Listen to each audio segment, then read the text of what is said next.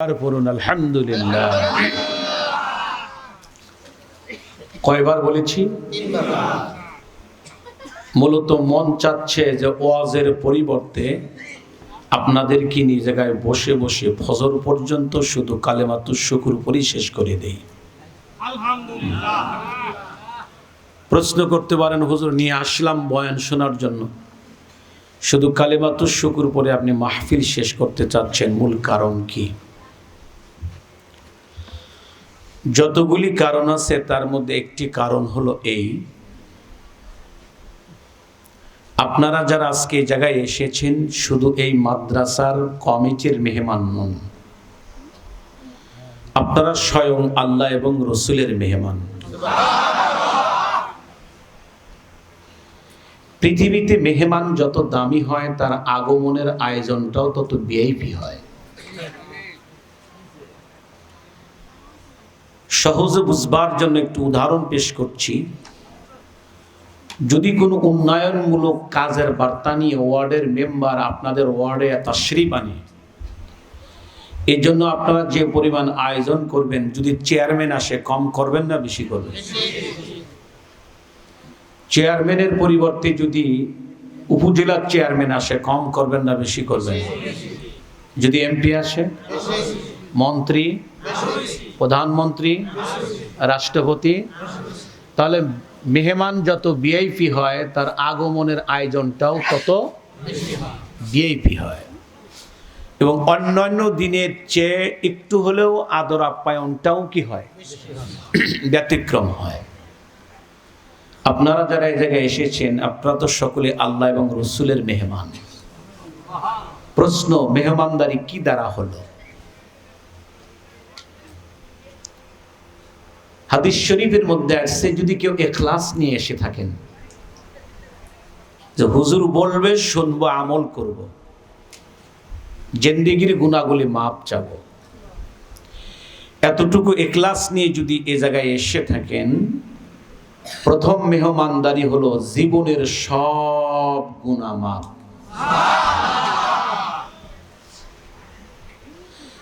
আমি জিজ্ঞাসা করতে চাই, বলুন তো আমাদের গুনাহ আছে না নাই?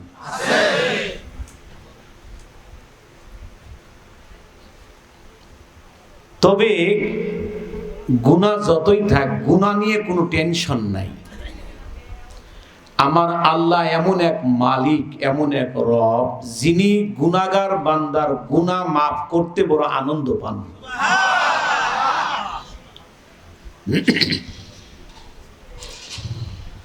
যেমন রব বলেন, قل يا عبادي الذين أسرفوا على أنفسهم لا تقنطوا من رحمة الله।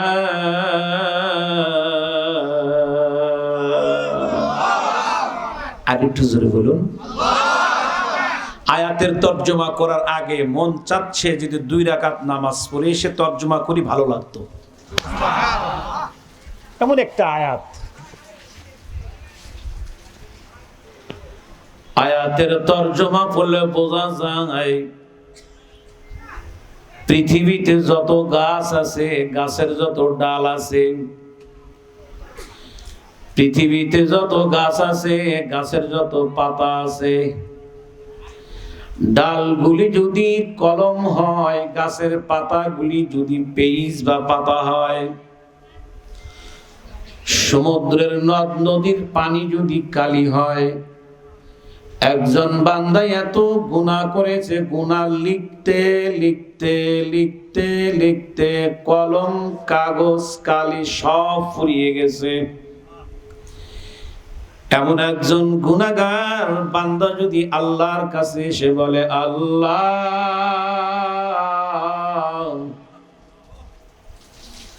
আমি যা করেছি আর কোনদিন করব না, আমারে মাফ করে দাও, বলতে সময় লাগে, আমার আল্লাহর মাফ করতে সময় লাগে না। হাত উঁচু করে বললেন না আল্লাহু আকবার। আমার আল্লাহ কত দয়া, আমার আল্লাহর কত মায়া। আমি আশ্চর্য হয়ে যাই। আমার জাহান্নামের বয়ানে যতটুকু না কান্না আসে, আমি যখন আল্লাহর রহমত বয়ান করতে যাই তার চেয়ে বেশি কান্না আমার আসে। কি পরিমাণ দয়া! অর্থাৎ আল্লাহ পাক বান্দা ছাড়া কিছুই বোঝে না। একটু উপর দিকে তাকিয়ে বলেন আল্লাহ, আবার বলেন না, একটু বলেন সুবহানাল্লাহ।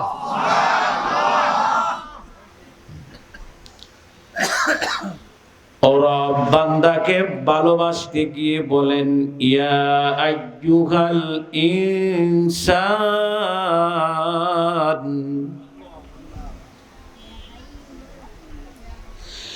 ইয়া আইয়ুহাল ইনসান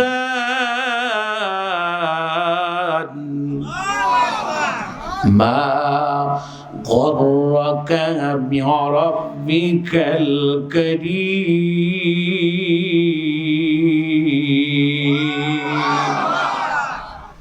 কি আজীব কথা! ও বান্দা, তোকে আমার কাছ থেকে কে ফিরালো? তোকে তো এজন্য সৃষ্টি করিনি।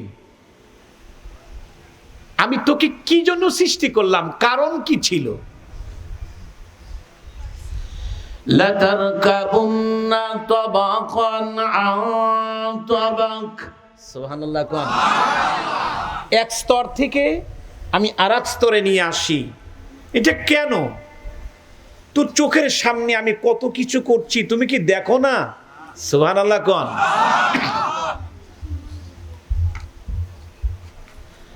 রব বলেন পৃথিবীতে যত মাখলুক আছে সমস্ত মাখলুকের চেয়ে মানুষকে আল্লাহ সৃষ্টি করে যেন আল্লাহ কুদরতি ভাবে বড় আনন্দিত। আমার আল্লাহ বলতে চায় লাকাদ খালাকনাল ইনসানা ফি আহসানি তাকওয়িম।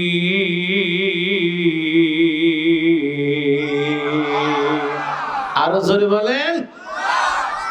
পৃথিবীতে যত মাখলুক আছে, যত সৃষ্টি আছে, সবচাইতে সুন্দর, সবচাইতে সুডীল, সবচাইতে পছন্দের, আমার কাছে প্রিয় সে হলো ইনসান, মানুষ। চিন্তা করছেন? আল্লাহ মানুষ ছাড়া কিছু বোঝে না। আমি যদি একটু সময় নিয়ে কথা বলি, থাকবেন তো ইনশাআল্লাহ? ও শুনবেন আর কাঁদবেন, কাজ হলো এইটা। আমি একটু বুঝাইতে চাচ্ছি যে আমার আল্লাহ কেমন আল্লাহ। সুবহানাল্লাহ।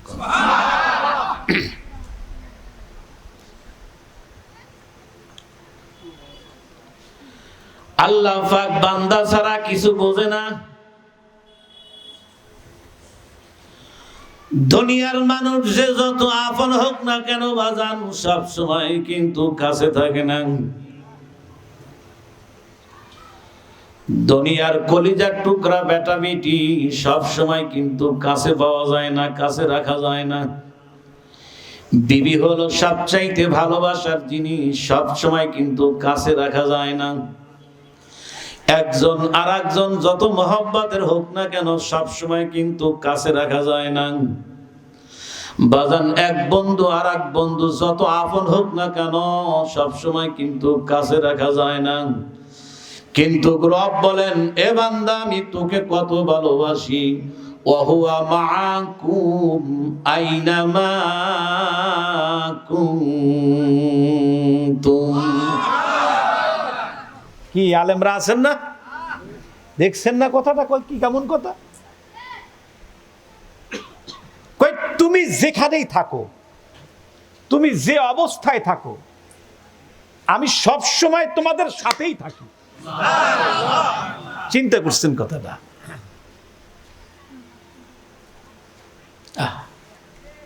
এটা কেমন আল্লাহ, যে আল্লাহ বান্দা ছাড়া কিছু বোঝে না। এমন দরদের আল্লাহ। রব অন্যত্র বলেন, দুনিয়ার যত মহব্বতের মানুষ হোক না কেন, যত অন্তরঙ্গ হোক না কেন, তোমার ভিতরে কেউ থাকে না, আমি আল্লাহ তোমাকে এত ভালোবাসি, এত মহব্বত করি। ওয়াফি আনফুসিকুম আফালা তুবসিরুন।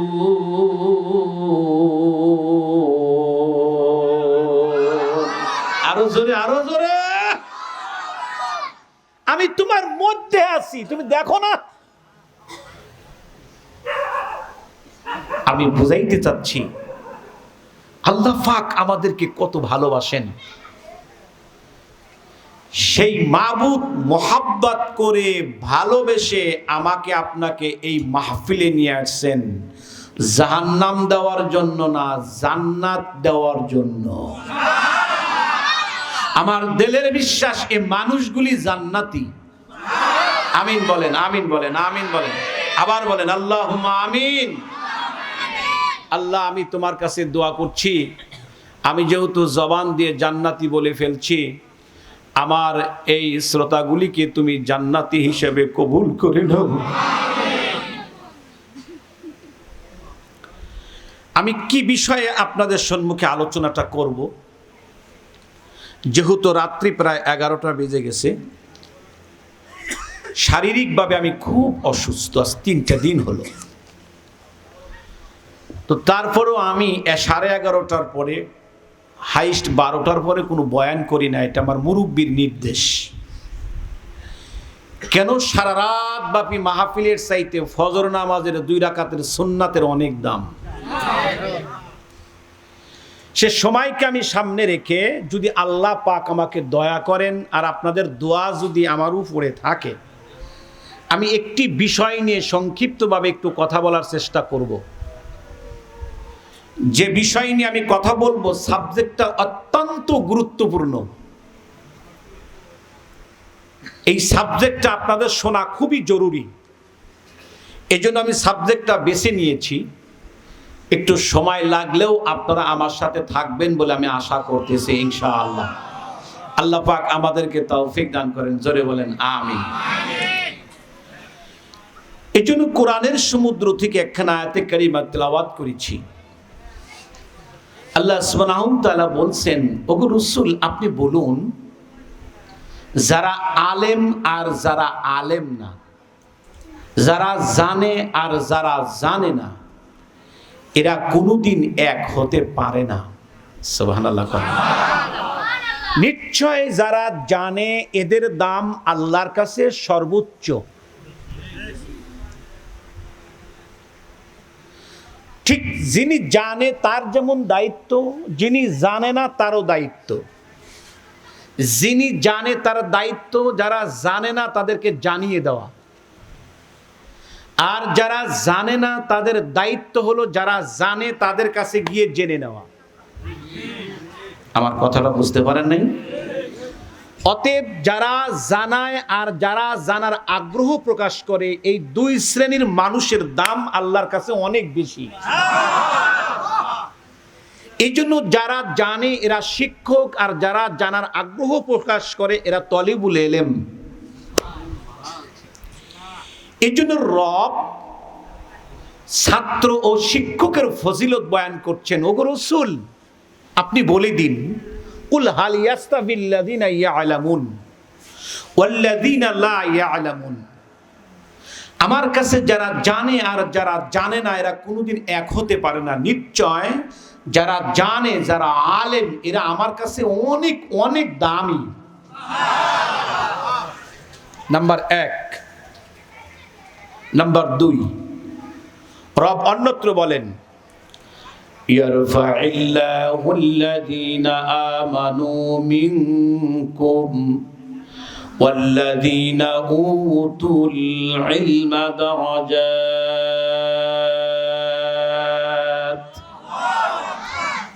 দুই শ্রেণীর মানুষের সম্মান ইজ্জত আমি আল্লাহ সর্বোচ্চ করে দিয়েছি। খুব ভালো করে বুঝবেন কথাগুলি, খুব ঠান্ডা মাথায় বুঝবেন, এদিক সেদিক কিন্তু চোখ দেবেন না, তাহলে কথাগুলি বুঝতে পারবেন না। দুই শ্রেণীর মানুষের সম্মান আমি আল্লাহ সর্বোচ্চ করে দিয়েছি। এক, যারা ইমানদার, সুবহানাল্লাহ, ইমানদারের সম্মান আল্লাহর কাছে সর্বোচ্চ, সুবহানাল্লাহ। দুই নাম্বার, যাদেরকে আমি কোরআনের জ্ঞানে জ্ঞানী করেছি, এলেম দিয়েছি, তাদের সম্মান আমি অনেক উঁচু করে দিয়েছি। এই আয়াত দ্বারা বোঝা যায় আলেমের সম্মান আছে না নাই, আলেমের মূল্য আছে না নাই। আরেকটু সহজ করে বুঝাই, আলেমের মূল্য কত, সম্মান কত। কোরআনের জ্ঞানে যারা জ্ঞানী হয় এদের সম্মান আল্লাহর কাছে কত বেশি। জিনিসটিকে সহজে বুঝবার জন্য একটা প্রশ্ন শুরুতেই করি। বলুন তো বাবা, পৃথিবীর সর্বপ্রথম মানুষটার নাম কি? পিছনের বাইরে আওয়াজ দেয়, বলেন নামটা কি? হযরত আদম আলাইহিস সালাতু ওয়াস সালাম পৃথিবীর প্রথম মানুষ। সুবহানাল্লাহ। আমাদের আদি পিতা।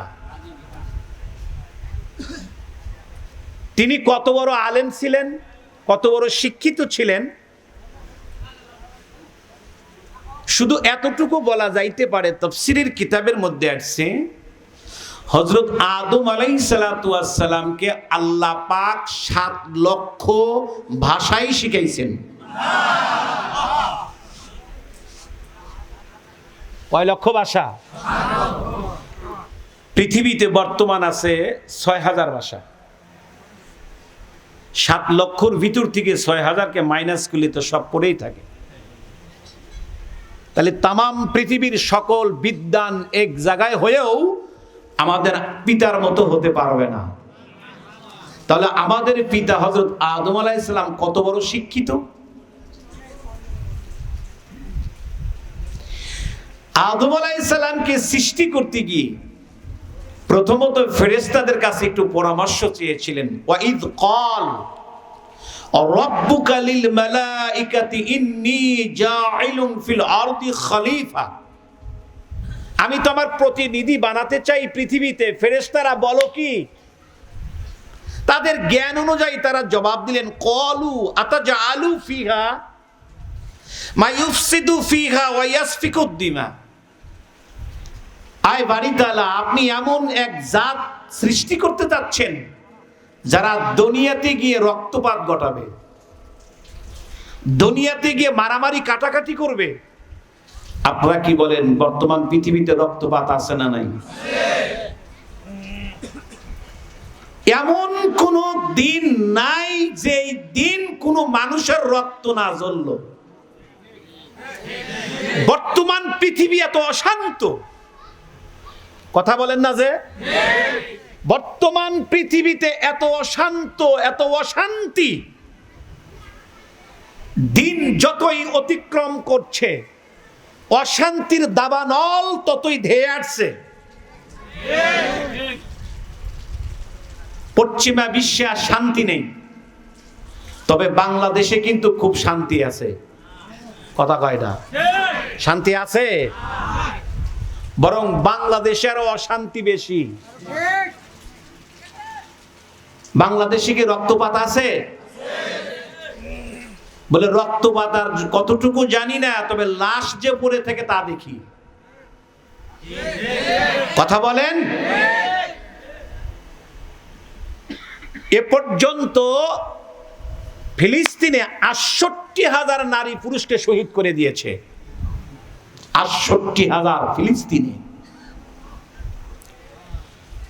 কেন আজকে পরিস্থিতি, কারণ কি? আমি এটা বোঝানোর জন্য আমি তেলাওয়াত করি।